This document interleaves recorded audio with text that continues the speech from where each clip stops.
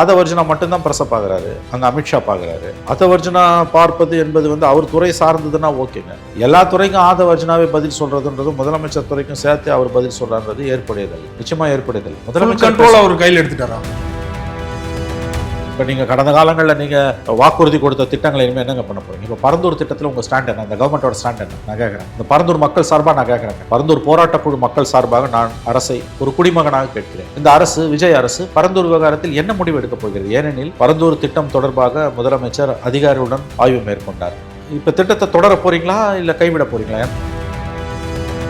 எதிர்க்கும் போது வாயில வந்தெல்லாம் அடிச்சு விட வேண்டியதான். இப்போ வந்து வாக்குறுதி கொடுத்தாங்கல்ல, 6 சிலிண்டர் 2500 ரூபாய், பிறகுற குழந்தைகள்லாம் தாய்மாமன் சீரு, பேருந்துகளில் வந்து கன்னியாகுமரியிலேருந்து சென்னை வரைக்கும் அனைத்து அரசு பேருந்துகள்லையும் வந்து குளிர்சாதன பேருந்துகள் உட்பட சாதாரண பேருந்துகள் வரை எல்லாத்துலேயும் பெண்கள் வந்து அனைத்து வயது பெண்களும் வந்து பிரயாணம் செய்யலாம், பயணிக்கலாம் எல்லாம் நீங்கள் சொன்னீங்க. கேரளாவில் பண்ணிட்டாங்க, நீங்கள் ஏன் பண்ண மாட்டீங்கன்னு கேட்குறாங்க. கேரளாவில் இன்னைக்கு அமலுக்கு வந்துடுச்சு. கடந்த ஒரு வாரமாக தமிழ்நாட்டில் குறிப்பாக சென்னையில் வந்து பல பகுதிகளில் தொடர்ச்சியாக மின்வெட்டு, 5 மணி நேரம் 6 மணி நேரம், ஆட்சி மாறினோடனே அதிகமான மின்வெட்டு. அப்கோர்ஸ் இதெல்லாம் வாழ்வாதார பிரச்சனைகள். அரசு வந்து தீவிர கவனம், மக்களுக்கு டைரக்டாக கோவத்தை ஏற்படுத்தக்கூடிய பிரச்சனைகள். அதனால இதை சீரியஸாக தான் கவர்மெண்ட்டுக்கு ஹேண்டில் பண்ணணும். 2 வாரம் தான் ஆகுது, அனுபவம் இல்லை. குறிப்பாக மின்துறை சம்மந்தப்பட்ட விஷயங்களில் வந்து அனுபவம் இல்லாத காரணத்தால இந்த சிக்கலை வந்து நீங்கள் மாட்டிக்கிட்டு இருக்கீங்க. முதல்ல 10 ரூபாய் வாங்கினது ஒழிக்கப்பட்டது. நீங்கள் எல்லா இடத்துலையும் வாங்குறாங்க. நம்ம சோஷியல் மீடியாவில் பார்த்தாலே தெரியுது, 10 ரூபான்றது 20 ரூபாய் இருக்குது. இப்போ இதை என்ன பண்ண போகிறாங்க? இதெல்லாம் வந்து உங்களுக்கு வந்து சிக்கல் தான்.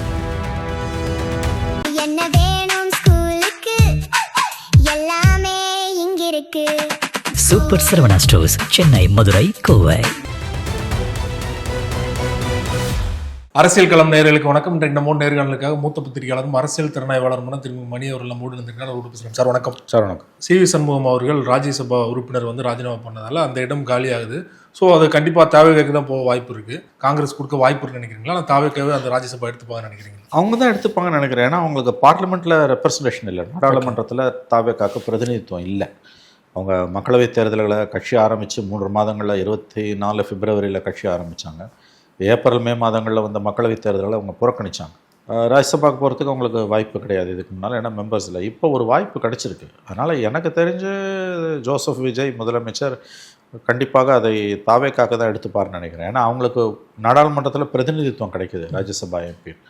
அதை போய் காங்கிரஸ் கொடுப்பாருன்னு எனக்கு தோணும். பிரவீன் சக்கரவர்த்தி விஜய் அவருடைய நண்பர், அவர் வந்து காய் நகர்த்துறதா அதெல்லாம் நண்பர் தான். ஆனால் பாலிடிக்ஸ்னு வரும்போது ரெப்ரஸன்டேஷனே இல்லையே. இப்போ தாவேக்காக வந்து 4 MPயை தேர்ந்தெடுக்கலாம், அதில் 3 அவங்க ஆள், ஒருத்தர் காங்கிரஸ்னா கூட ஓகே. நடக்கிறது ஒரு இடத்துக்கான தேர்தல். அவங்க ரெப்ரஸன்டேட்டிவ் அனுப்ப தான் பார்ப்பாங்க. அதே மாதிரி திருச்சி கிழக்கில் இடைத்தேர்தல் வந்தால் கடைசி வரைக்கும் திருமாவளவன் இன்னைக்கு கூட பேட்டியில் சொன்னது என்னன்னா, என்ன வந்து அமைச்சராக கேட்டாங்க, நான் முடியாதுன்னு சொல்லிட்டேன், அதனால தான் வன்னியரசு ஆக்கப்பட்டார் அப்படின்னு சொல்கிறாங்க. அமைச்சராக இருந்தால் அந்த இடத்துல திருச்சி கிழக்கில் அவர் தான் நிற்க வைக்க வாய்ப்பு இருக்கு இல்லையா? ஸோ இப்போ எப்படி போகும்னு நினைக்கிறீங்க அந்த கணக்கு திருச்சி கிழக்கில்? தெரியலங்க, அதுக்கு இன்னும் நாள் இருக்குங்க. இப்போ தான் புது கவர்மெண்ட் ஃபார்ம் ஆகி 2 வாரம் கூட, நாளையோட தான் 2 வாரம் முடியுது. ஸோ அதனால் நம்ம வெயிட் பண்ணணும். இன்னும் அதெல்லாம் அதுக்கு வந்து 6 மாத காலம் இருக்குது, மேக்ஸிமம் 6 months. அவங்க எப்போ இடைத்தேர்தல் அறிவிக்க போகிறாங்க, அது ஜூன்லேயே அறிவிக்கலாம், ஜூலையில் அறிவிக்கலாம். ஏன்னா நாடு முழுவதும் வெவ்வேறு விதமான இடைத்தேர்தல்கள் வரும், அதோட சேர்த்து தான் அறிவிப்பாங்க. தனியாக இதை அறிவிப்பதற்கு வாய்ப்பு குறைவு. அப்போ தான் நம்ம அதை முடிவு பண்ண முடியுமே தவிர இதை கூட்டணி கட்சிகளுக்கு கொடுப்பாங்கன்னு எனக்கும் தோணலை. ஏன்னா அவங்களுக்கு மெஜாரிட்டி இல்லை. அந்த ஒரு சீட் இப்போ 107 இருக்கிறத வந்து 108 ஆக்கிக்கணும்னு தான் பார்ப்பாங்களே வழி, அதை தூக்கி மற்றவங்களுக்கு கொடுப்பாங்கன்னு எனக்கு தோணலை. ஸோ அதுலேயும் வந்து மற்றவர்களுக்கான வாய்ப்பு குறைவு என்று தான் எனக்கு தோன்றுகிறது. குறிப்பாக நீங்கள் சொன்ன மாதிரி வந்து 2 வாரம் தான் ஆகுது. ஆனாலுமே வந்து சட்ட ஒழுங்கில் நிறைய சிக்கல்கள் தொடர்ச்சியாக பார்த்துக்கிட்டு இருக்கோம். டெய்லி ஏதாவது கொலைகள் நடக்கிற மாதிரியும், நேற்று கூட பார்த்தீங்கன்னா கோயம்புத்தூரில் ஒரு சிறுமி வந்து கொல்லப்பட்டிருக்காங்க. 2 பேரும் உடனே அரெஸ்ட் பண்ணிட்டாங்க.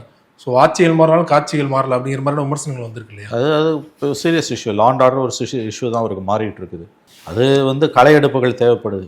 கடந்த ஆட்சியிலேயே வந்து பழந்துன்னு கொட்டப்பட்ட அதிகாரிகள் வந்து கீழ்மட்டத்திலேருந்து மேல்மட்டம் வரைக்கும் இன்னமும் செல்வாக்குடன் தான் இருக்காங்க. அவர்கள் வைக்கப்பட வேண்டிய இடத்தில் வைக்கப்பட வேண்டும். திட்டமிட்டு சில சீர்குலைவுகள் நடக்குதா என்பதை கண்டறிய வேண்டும். கண்டறிஞ்சு அவர்களை வந்து நியூட்ரலைஸ் பண்ணுறதுன்னு அவங்கள வந்து ஓரங்கட்டணும். இவங்க முக்கியமான பதவிகளில் பிளானிங்காக இருக்க கூட வாய்ப்பு சந்தேகப்படுறீங்களா? வெல், பிளானிங்காக இருக்குன்னு நான் சொல்லலை சிவா. இவங்க வந்து கவனக்குறைவாக இருக்காங்களோன்னு எனக்கு தோணுது. கவனக்குறைவாக இருந்தால் அரசுக்கு கெட்ட பேர் வருதுன்னா வந்துட்டு போட்டுன்ற மாதிரி இருக்கலாம். பிளானிங்காக இருக்க வாய்ப்பு குறைவு. நான் பிளானிங்னு நான் சொல்லலை, கண்டிப்பாக சொல்லலை.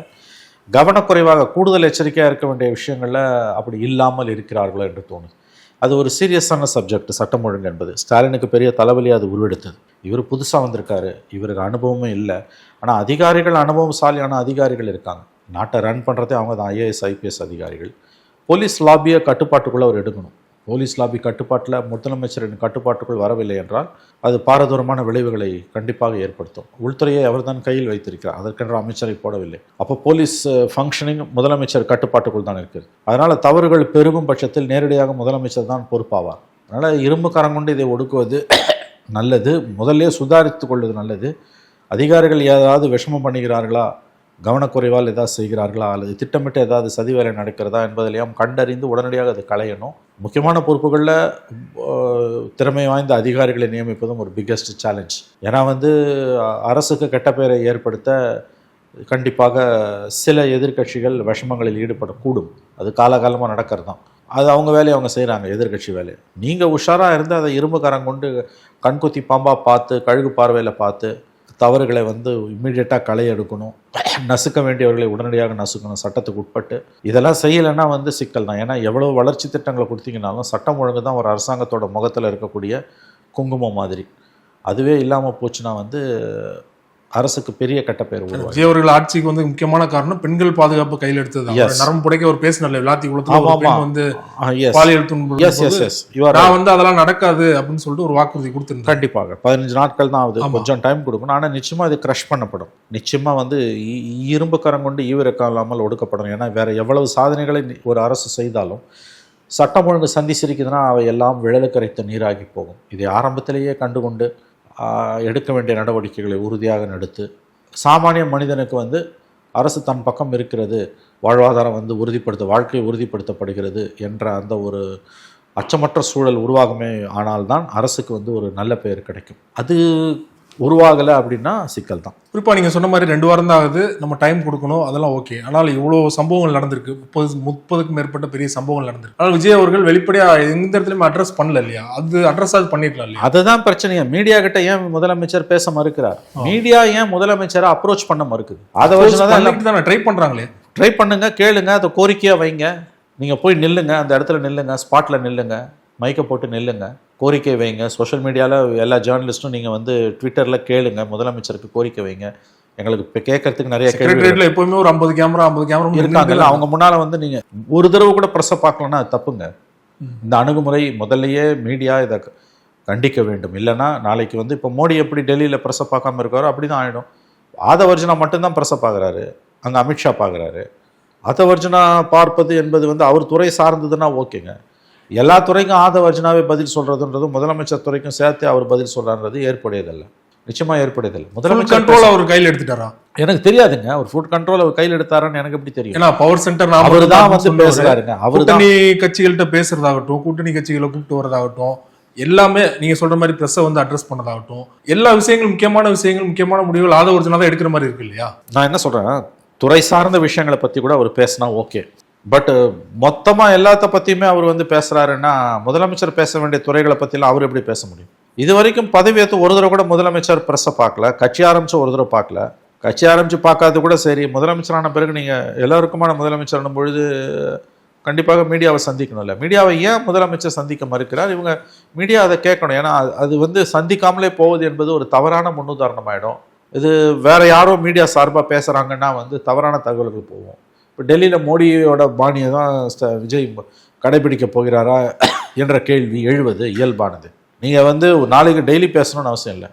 ரெகுலர் இன்டர்வெல்லையாவது முக்கியமான இஷ்யூஸ் நடக்கும்போது அது மீடியா கிட்ட அவர் பேசணும். முதல் தடவை பேசணும் இல்லைங்களா? நீங்கள் first time chief minister MGR பேசியிருக்காரு, ஜெயலலிதா பேசியிருக்காங்க, ஸ்டாலின் பேசியிருக்காரு.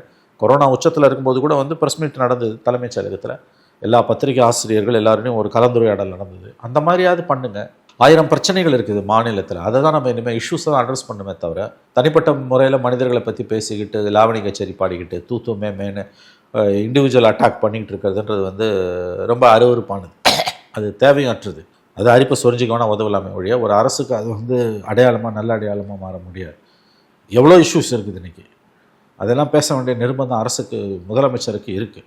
இப்போ நீங்கள் கடந்த காலங்களில் நீங்கள் வாக்குறுதி கொடுத்த திட்டங்களை இனிமேல் என்னங்க பண்ண போகிறீங்க? இப்போ பரந்தூர் திட்டத்தில் உங்கள் ஸ்டாண்ட் என்ன? இந்த கவர்மெண்ட்டோட ஸ்டாண்ட் என்ன நான் கேட்குறேன். அந்த பரந்தூர் மக்கள் சார்பாக நான் கேட்குறேங்க. பரந்தூர் போராட்டக்குழு மக்கள் சார்பாக நான் அரசை ஒரு குடிமகனாக கேட்கிறேன்.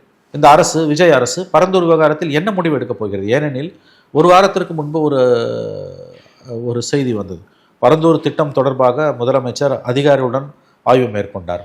இப்போ திட்டத்தை தொடர போறீங்களா இல்லை கைவிட போறீங்களா? ஏன்னா அந்த திட்டத்தை தொடரக்கூடாது, கைவிட வேண்டும் என்று ஜோசப் விஜய் எதிர்க்கட்சி தலைவி ஆட்சியில் இல்லாத பொழுது அந்த மக்களிடம் போய் பேசி போராட்டத்தில் கலந்து கொண்டார். அதன் பிறகு நீதிமன்றத்தில் வழக்குகள் போடப்பட்டிருக்கின்றன. அந்த வழக்குகள் எல்லாவற்றையும் நடத்துவது விஜய் தான். நில ஆக்கிரமிப்புக்கு எதிராக, நில கையகப்படுத்தலுக்கு எதிராக, அந்த திட்டத்துக்கு எதிராக பரந்தூர் மக்கள் போட்ட வழக்குகளை, நிலத்தை கொடுக்க மறுத்து மக்கள் போட்ட வழக்குகளை நடத்துவது முதலமைச்சர் விஜய் அவர்கள் தான். தனிப்பட்ட முறையில் அவர் தான் மூத்த வழக்கறிஞர்களை வைத்து அந்த வழக்கை வாதாடி கொண்டிருக்கிறார். இப்போ நீங்கள் முதலமைச்சராக ஆயிட்டீங்க, ஆய்வு மேற்கொண்டீங்கன்னு 10 நாட்களுக்கு முன்பு செய்தி வந்தது. என்ன செய்ய போறீங்க? தாவேகா அரசு பரந்தூரில் என்ன ஸ்டாண்ட்? இது நியாயமான கேள்வி இல்லையா? இஷ்யூ இது பரந்தூர். ஏன்னா நீங்கள் பெரிய அளவில் பேசுனீங்க. நானே போராட்ட மக்களை அழைத்து கொண்டு முதலமைச்சரை போய் சந்திப்பேன், அன்றைய முதலமைச்சரை சந்திப்பேன்னு நீங்கள் சொன்னீங்க.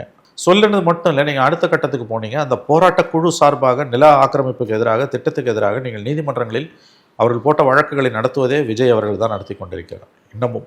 அப்போ அந்த திட்டத்தோட எதிர்காலம் என்ன? ஏன்னா அது ஒரு மிக முக்கியமான ஒரு திட்டம், தமிழ்நாட்டு மக்களுக்கு மிக முக்கியமான ஒரு திட்டம். அது கிட்டத்தட்ட எனக்கு தெரிஞ்சு 27,000 கோடியோ 30,000 கோடியோ பெருமானம் உள்ள ஒரு திட்டம். அது 2வது விமான நிலையம் வேண்டும் என்பது. அதில் பல பாதகமான அம்சங்கள் இருப்பதையும் நான் அறிகிறேன். அந்த பாதகமான அம்சங்களை கலைந்துவிட்டு அந்த திட்டத்தை அமல்படுத்த முடிஞ்சால் அமல்படுத்தலாம், இல்லைனா அந்த திட்டத்தை கைவிடணும். ஏன்னா விளைநிலங்களை செழிப்பான விளைநிலங்களை ஏற்படுது என்பது ஏற்புடையதல்ல. இதில் நம்முடைய கருத்தை ஒதுக்கி வச்சுடுங்க, என் கருத்தையும் உங்கள் கருத்தையும் ஒதுக்கி வைத்து விடுங்கள். அந்த திட்டத்தில் அந்த பிரச்சனையில் ஒரு பங்குதாரராக இருப்பவர் விஜய். ஏன்னா அந்த திட்டத்தை எதிர்த்து பேசினார், நீதிமன்றத்திலையும் வழக்குகளை அவர் தான் நடத்தி கொண்டிருக்கிறார். அந்த மக்கள் கண்டிப்பாக விஜய் அவர்கள் தான் வாக்கு போட்டிருப்பாங்க. அந்த மக்கள் சார்பாக வழக்குகளை நடத்துவது அவர் தான்.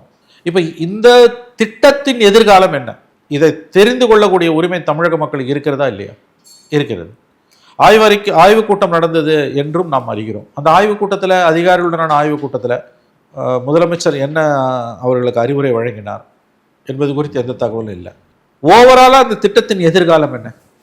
ஜோசப் விஜய் அரசு பரந்தூர் திட்டத்தை தொடரப்போகிறதா, அல்லது அவர்களுடைய கிட்டத்தட்ட அந்த கட்சியுடைய கொள்கை முடிவாக அது நாங்கள் அனுமதிக்க மாட்டோம் என்பது உண்மையானால் பரந்தூர் திட்டத்தை ஜோசப் விஜய் அரசு, தமிழ்நாட்டின் புதிய அரசு கைவிடப் போகிறதா? தொடரப் போகிறீர்களா, கைவிடப் போகிறீர்களா பரந்தூர் விமான நிலைய திட்டத்தை? இதை தெளிவுபடுத்த வேண்டிய பொறுப்பு முதலமைச்சருக்கு இருக்கிறது. இதை மீடியா தானே இதை கேட்க முடியும். அப்படி தானே மீடியா ப்ரெஷர் பில்டு பண்ண முடியும்.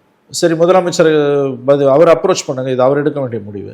முதலமைச்சர் பேசலன்னா தொழில்துறை அமைச்சர் இல்லை ஆதவ் அர்ஜுன், அவர் தான் எல்லா டிபார்ட்மெண்ட்டையும் பார்க்குறாரு, அவரே அது கேட்கணும். இப்போ இந்த அரசோட செயல் திட்டங்கள் என்பது என்ன? இப்போ இதை தான் நம்ம பேசணும். 2 வாரத்தில் சட்டம் ஒழுங்கு சரியில்லைன்னா அவ்வளோ சீக்கிரம் அதை கட்டுப்பாட்டுக்கு கொண்டு வரும். டைம் கொடுங்க, கொஞ்சமாவது டைம் கொடுங்க. பட் பாலிசி டிசிஷன்ஸில் உங்கள் ஸ்டாண்ட் என்ன? ஏன்னா நீங்கள் கடந்த காலங்களில் உங்களுக்கு அதில் ஒரு வலுவான நிலைப்பாடு இருந்திருக்கிறது. இப்போ நீங்கள் அதில் என்ன செய்ய போறீங்க? அதை அரசு தெளிவுபடுத்தணும். அதுக்கு 2 வாரம்ன்றது அடிக்குவேட் டைம்.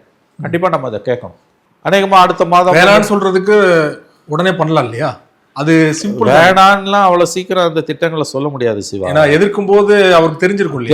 எதிர்க்கும் போது வாயில எல்லாம் அடிச்சு விட வேண்டியதான். இப்போ வாக்குறுதி கொடுத்தாங்கல்ல, 6 சிலிண்டர் 2,500 ரூபாய், பிறகுற குழந்தைகள்லாம் தாய்மாமன் சீரு, பேருந்துகளில் கன்னியாகுமரியிலேருந்து சென்னை வரைக்கும் அனைத்து அரசு பேருந்துகள்லையும் குளிர்சாதன பேருந்துகள் உட்பட சாதாரண பேருந்துகள் வரை எல்லாத்துலேயும் பெண்கள் அனைத்து வயது பெண்களும் பிரயாணம் செய்யலாம், பயணிக்கலாம் எல்லாம் நீங்கள் சொன்னீங்க. கேரளாவில் பண்ணிட்டாங்க, நீங்கள் ஏன் பண்ண மாட்டீங்கன்னு கேட்குறாங்க. கேரளாவில் இன்றைக்கி அமலுக்கு வந்துடுச்சு. நீங்கள் பதவி இருக்கும்போது எனக்கு கொஞ்சம் டைம் கொடுங்க. நீங்கள் ஃபைன், டைம் கொடுக்கலாம், தப்பு இல்லை. பட் பாலிசி டிசிஷன்ஸ் என்ன? பரந்தூர் மாதிரியான விஷயங்கள் உங்கள் ஸ்டாண்ட், பிஎம்சியில் உங்கள் ஸ்டாண்ட் என்ன? அதாவது ராஜ்மோகன் சொல்லாரு, யோசித்து முடியும். அந்த ஏபிவிபி மாணவர்கள் பார்த்துருக்காங்க முதலமைச்சரை, பார்த்துட்டு அவங்க சொன்னது கவனத்துடன் நாங்கள் சொல்வதை கேட்டார், யோசித்து முடிவு சொல்வதாக சொல்லியிருக்காருனாங்க. ஸ்டாண்ட் என்ன? ராஜ்மோகன் சொல்கிறாரு கல்வி அமைச்சர் இருமொழி கொள்கைன்றாரு. பட் பிஎம்சி எல்லாம் உங்கள் ஸ்டாண்ட் என்னன்றது தெளிவுபடுத்தணும். நான் பிஎம்சியை விட முக்கியமானது, எனக்கு தெரிஞ்சு பிஎம்சியில் கூட உங்கள் கையெழுத்து போட வாய்ப்பு குறைவு. ரொம்ப பெரிய டிசிஷன் அது. பரந்தூரில் எதிர்கட்சியாக இருக்கும்போது பேசுறது வேறங்க, ஆளுங்கட்சியாக இருக்கும்போது அவ்வளோ பெரிய திட்டத்தை நீங்கள் ஸ்கிராப் பண்ணுறீங்கன்னா மத்திய அரசின் உதவி பல விவகாரங்களில் உங்களுக்கு கிடைக்காது. எழுதி வச்சுக்கோங்க. நீங்கள் பரந்தூரெல்லாம் ஸ்கிராப் பண்ணிங்கன்னா உங்களுக்கு மத்திய அரசு கடுமையாக அதை வியூ பண்ணுவாங்க, மிக கடுமையாக அதை பார்ப்பார்கள். ஒரு அரசுக்கு அது கடினமான முடிவு. தனிப்பட்ட விஜய்க்கோ தாவேக்காக்கோ அது வாயில வந்தாலே எதை வேணால் பேசிட்டு போகலாம் அவங்களுக்கு வந்து. பட் ஸ்பாட்டில் போய் நீங்கள் உட்காடுறீங்க, இந்த சேரில் உட்காடுறீங்க, அது முள் கிரீடு. அது ஏன் நிறைய பேர் உங்களுக்கு வந்து அதிகாரத்துக்கு வரத்துக்கு முன்னால் ஒரு பேச்சு, அதிகாரத்துக்கு வந்தோன்னா பல்ட்டி அடிக்கிறாங்கன்னா அதுதான் உண்மை, ரியாலிட்டி தான். இப்போ 8 வழி சாலையை வந்து திமுக வந்து நடுப்புற குறுக்க பூந்து எதிர்த்தாங்க, உங்களுக்கு தெரியும், எல்லா சீனும் போட்டாங்க. ஆனால் வந்த ஒரு 2 வருஷத்தில் அவர் ஏவா வேலை என்ன சொன்னார், 6 வழி சாலைனார், பசுமை வழிச்சாலை. அப்படி குல்மா வேலை பண்ணுறது உங்களுக்கு. இப்போ பரந்தூரில் வந்து ஏதாவது மேஜர் டிசிஷன் அவங்க நிலைப்பாட்டுக்கு மாற எடுக்கிறாங்கன்னா அது தெளிவான சிக்னல், கவர்மெண்ட்டு கொடுக்குற சிக்னல், இந்த ரெடி நாங்கள் காம்ப்ரமைஸ் பண்ணுறோம். மோடி கவர்மெண்ட்டை வந்து மத்திய அரசு, குறிப்பாக இந்த அரசை பகைச்சிக்கிட்டு அல்லது அவங்களுக்கு பிடிக்காததை செஞ்சுக்கிட்டு ஆட்சி செய்கிறது ரொம்ப கஷ்டம். நான் சொல்கிறேன், அது வந்து ஒரு முள் கிரீடாகுது. வெளியிலேருந்து 1000 பேசுகிறோம், பட் நீங்கள் காம்ப்ரமைஸ் பண்ணுறீங்கன்னா அது எப்படி மக்கள்கிட்ட சேல் பண்ணுவீங்கன்றது. இப்போ திமுகவால் அது முடிஞ்சுது. காட்டுப்பள்ளி போர்ட்டை பற்றி அண்ணா சீனை போட்டின்னா ஆர்ப்பாட்டம், அவர் வந்தோன்னா சைலண்ட்டாக அப்படியே தூக்கி கொடுத்தாச்சு. அதுமாதிரி பரந்தூர், அதேமாதிரி 8 வழி சாலை, அப்படி ஒரு பாலிசி காம்ப்ரமைஸ் பண்ணார்னா திமுக மேலே இவர் வச்ச குற்றச்சாட்டு அண்ணா அண்டர் கிரவுண்ட் டீலிங்கானாரு. இப்போ இவர் மேலே அதே விமர்சனம் வரும் இல்லையா? கண்டிப்பாக வரும். நான் மறுக்கல, மாநில நலன் சார்ந்து நான் பண்ணுறேன்னு அவர் சொல்லலாம். எனக்கு வந்து ஃபண்ட்ஸ் இல்லைன்னா கவர்மெண்ட்டை ரன் பண்ண முடியாது, அது உண்மைங்க. அது நீங்கள் யதார்த்தம்னு பார்த்தீங்கன்னா யார் ஆட்சிக்கு வந்தாங்கன்னாலும் நீங்கள் ஓரளவாவது மோடி கவர்மெண்ட்டோட பாலிசிஸோட, நல்லா கவனிங்க, கொள்கைகளோட சமரசம் செய்யாமல் மாநிலத்தை ரன் பண்ண முடியாது. இதில் பிரச்சனைகள் இருக்குது.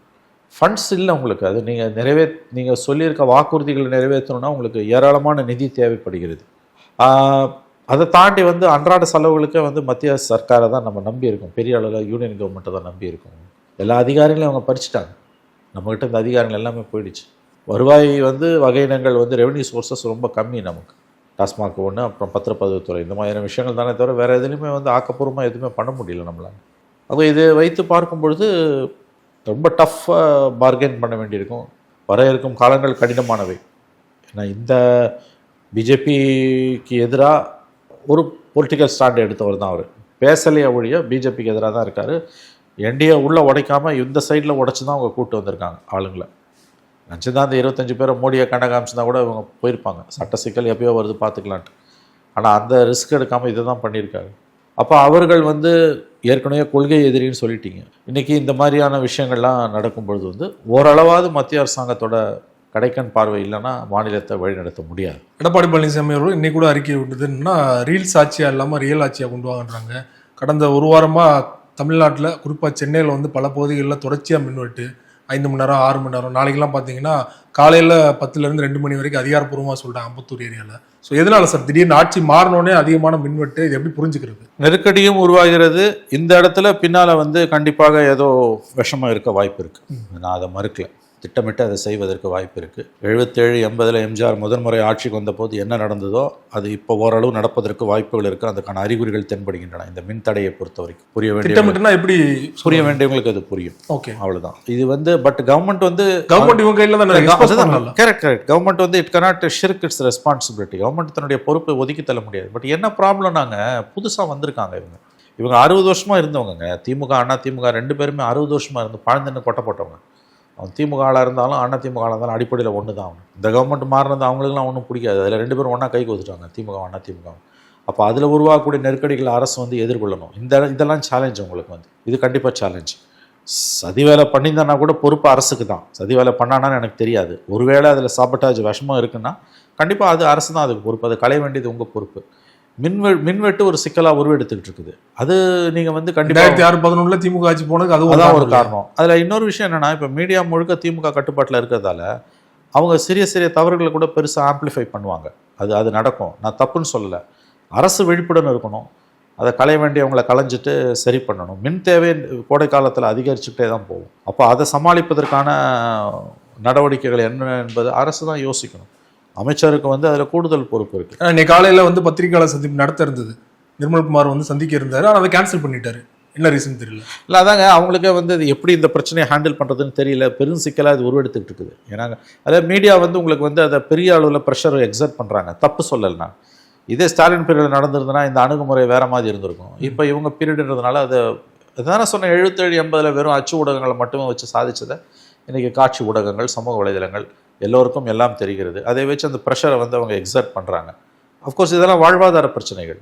அரசு வந்து தீவிர கவனம் மக்களுக்கு டைரக்டா கோவத்தை ஏற்படுத்தக்கூடிய பிரச்சனைகள். அதனால் இதை சீரியஸாக தான் கவர்மெண்ட் ஹேண்டில் பண்ணணும். 2 வாரம் தான் ஆகுது, அனுபவம் இல்லை. அனுபவசாலிகளை பக்கத்தில் வச்சுக்கணும். குறிப்பாக மின்துறை சம்மந்தப்பட்ட விஷயங்களில் வந்து கடந்த காலங்களில் வந்து திறம்பட மின்வெட்டுக்களை சமாளித்த அதிகாரிகள் கையில் இருக்கணும். பப்ளிக் பர்செப்ஷனை வந்து வின்னோவர் பண்ணணும். கோட்டை விட்டு நின்னாங்கன்னா பிரச்சனை தான். ஒரு பக்கம் மின்வெட்டு, இன்னொரு பக்கம் வந்து விஜய் அவர்கள் வெளிப்படையாக பாடினது தான் 10 ரூபா வாங்குறாங்கன்னு பாட்டிலுக்கு. இப்போ 20 ரூபா வாங்குறதா விமர்சனம் வந்திருக்கு. இல்லை ஏகப்பட்ட குளறுபடி நடக்குதுங்க. நீங்கள் சொல்லிட்டீங்க பெருசாக, ஆனால் அதை களைய முடியலங்க. அவங்க என்ன சொல்கிறாங்க, எங்களுக்கு வந்து இப்போ ஊழியர் சங்கங்கள் வந்து டாஸ்மாக் ஊழியர் சங்கங்கள் இந்த 10 ரூபா வாங்காமல் நாங்கள் நடத்த முடியாதுன்றாங்க. ஏன்னா அரசிடமிருந்து பணம் இல்லை. ஏன்னா இவரே சொன்னார் 5 ரூபா வந்து செந்தில் பாலாஜிக்கு போகுது, 5 ரூபா முதல்வருக்கு போகுதுன்னு. பார்ட்டி ஃபண்ட் போகுது. இப்போ 20 ரூபா விஜய்க்கு போதான்னு கேள்வி எழுப்புறாங்க இல்லையா? ஆக்சுவலாக எழும் அந்த கேள்வியெல்லாம். நான் என்ன சொல்றேன், அதுதான் சொல்கிறேன். இதில் வந்து உங்களுக்கு வந்து அனுபவம் இல்லாத காரணத்தால் இந்த சிக்கலை வந்து நீங்கள் மாட்டிக்கிட்டு இருக்கீங்க. முதல்ல 10 ரூபா வாங்கினது ஒழிக்கப்பட்டது. நீங்கள் இன்றைக்கி எல்லா இடத்துலையும் வாங்குறான். சோஷியல் மீடியாவில் பார்த்தாலே தெரியுது உங்களுக்கு. 10 ரூபான்றது 20 ரூபாய் இருக்குது. இப்போ இதை என்ன பண்ண போகிறாங்க? இதெல்லாம் வந்து உங்களுக்கு வந்து சிக்கல் தான். பட் நான் திரும்ப சொல்கிறேன், இந்த மின்வெட்டு, இந்த சட்டம் ஒழுங்கு, இந்த 10 ரூபாயெல்லாம் இப்போ பேசலாம். இது இப்போதைக்கு நீங்கள் பேசுகிற இஷ்யூ. மெயின் ப்ராப்ளம் பரந்தூர் மாதிரியான இஷ்யூஸு. ஃபண்டு எப்படி வரப்போகுது, பிஎம் ஸ்ரீ, ஏன்னா டைரெக்டாக உங்களுக்கு மத்திய சர்க்காரோட மோடி சர்க்காரோட மோதிர விஷயம். அதில் என்ன பண்ண போகிறாங்கன்றதான் நம்ம கவனிக்க வேண்டியது. இதில் எதிர்கட்சிகள் கண்குத்தி பாம்பாக இருப்பாங்க. மெயின் ஸ்ட்ரீம் மீடியா எதுவுமே இவங்ககிட்ட இல்லை. ஸோ இதில் இவருக்கு சிக்கல் தான் இது. இல்லை, இதுவே ஒரு பெரிய பிரச்சனை. ஒரு 100 பேர் இருக்காங்கன்னா கண்டிப்பாக வந்து 30 பேர் குடிக்கிறவங்களா தான் இருக்காங்க. அதில் பலருமே வந்து விஜய் வந்தால் மாற்றிடுவார் அப்படிங்கிற ஒரு மைண்ட் செட்டில் ஓட்டு போட்டிருப்பாங்க இல்லையா? ஸோ 10 ரூபாங்கும் போது இதுக்கு அதுவே பரவாயில்ல. அவங்களால 10 ரூபா வாங்கினாங்க, இவங்க 20 ரூபா வாங்குறாங்க அப்படிங்கிற ஒரு வீடியோக்கள்லாம் வருது இல்லையா? டெய்லி சோஷியல் மீடியாவில் வந்துக்கிட்டு தான் இருக்கு. இல்லை அதாங்க, அது இப்போ என்ன பண்ணுறதுன்னு தெரியாமல் முடிச்சுட்டு இருக்காங்க. ஹேண்டில் பண்ண முடியல. பார்ப்போம். 2 வாரம் தானே ஆகுது. அகைன் 3 மந்த்ஸாக டைம் கொடுங்க. இல்லைன்னா பிரச்சனை தான். அவங்கள தூக்கி அனுப்பின மாதிரி வீட்டுக்கு இவங்களையும் அனுப்ப போகிறாங்க. அதுவும் குடிகாரனை பகிச்சுட்டு எந்த அரசுமே நிலைச்சதா வரலாறு கிடையாது. 2016 கலைஞர் தோத்ததுக்கு காரணமே வந்தோடனே பூரண மதுவிலக்கு. அது முதல் கையெழுத்துன்னு வேறு பேசிட்டார். குடிகாரெலாம் பயந்துட்டான். ஐயோ வந்தாருன்னா காலையில் வந்தால் சாயங்காலம் கடையை மூடுவாங்க. ஒன்றுமே நடக்கல உங்களுக்கு. அதனால தான் 2021 அவங்க மேனிஃபெஸ்டோவில் அதை திமுக அதை சொல்லவே இல்லை. இதெல்லாம் இஷ்யூஸ் தாங்க, யாரும் மறுக்கலைங்க. இப்போ தான் வந்திருக்காங்க 2 வாரம். பார்க்கலாம், ஒரு 3 மந்த்ஸாவது பாருங்கள். பட்ஜெட் ஒரு முக்கியமான விஷயம். பட்ஜெட்டில் வந்து உங்களுக்கு எந்த டைரெக்ஷனில் கவர்மெண்ட் திசையில் பயணிக்க போகிறது என்பது தெரிஞ்சிடும். அதை தவிர இது வந்து இப்போதைக்கு பேசுறதுக்கு ஒன்றும் இல்லை. உங்களுக்கு சமகால அரசியல் தொடர்பாக பல்வேறு விஷயங்கள் பார்த்து. நன்றி சார்.